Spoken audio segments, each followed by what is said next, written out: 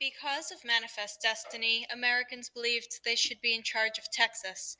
They were certain that they had more right to control Texas than the government of Mexico.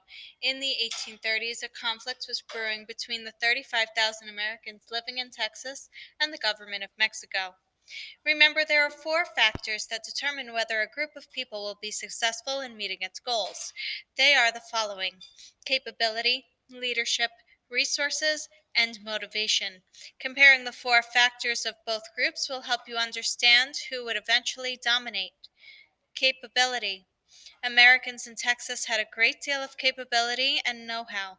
They had the latest machinery, such as the cotton gin. They had products from factories in the United States. The Americans in Texas also knew how to organize self government. They had the ability to get people together, to sway public opinion, and to get people on their side. The Americans knew how to start up businesses and how to raise money for new businesses from other wealthy Americans. The Americans in Texas had a great advantage in capability compared to the government of Mexico. The government of Mexico at that time was new and did not have those capabilities. Leadership. The leaders of the Americans in Texas were Stephen Austin and Sam Houston. They were experienced and capable leaders who were elected by the Americans in Texas. They were known and supported by all the Americans in Texas. The government of Mexico was far away from Mexico City. The government of Mexico was not chosen by the local people, did not have local leaders, and had poor information about what was going on in Texas. The Americans in Texas had a big advantage in leadership.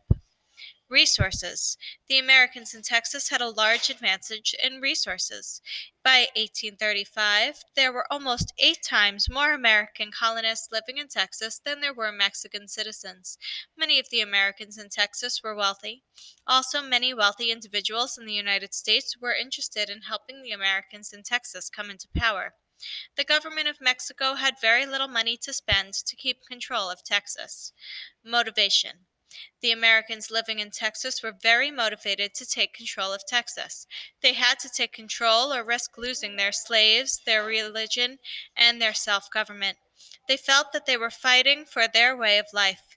Manifest destiny instructed them that God was on their side. On the other hand, the smaller number of Taínos were not very motivated to support the government of Mexico.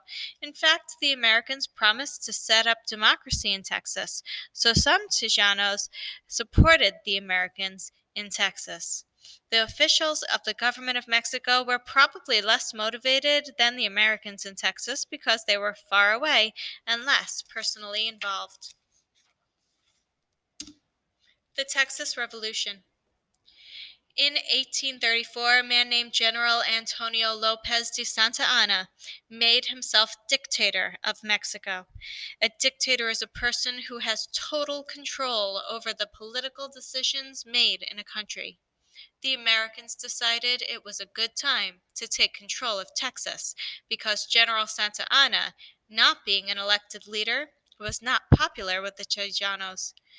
Americans in Texas decided to start the Texas Revolution. In December of 1835, Stephen Austin led an American force of approximately 500 Americans against the town of San Antonio, which was the capital of Texas. His soldiers blockaded the town and made the officials of the Mexican government in San Antonio surrender in 6 weeks. On March 1st, 1836, Texas leaders met and declared their independence from Mexico. They adopted a constitution like the United States, established a temporary government, and put Sam Houston in charge of the Texan Army. General Santa Anna arrived in Texas with a force of 4,000 men. His plan was to retake control of San Antonio. Approximately 180 Texans were there to defend it. The Texans barricaded themselves in an old mission called the Alamo. They refused to surrender and fought for 13 days before they were defeated by the Mexican army. Only a few women and children were left alive in the Alamo.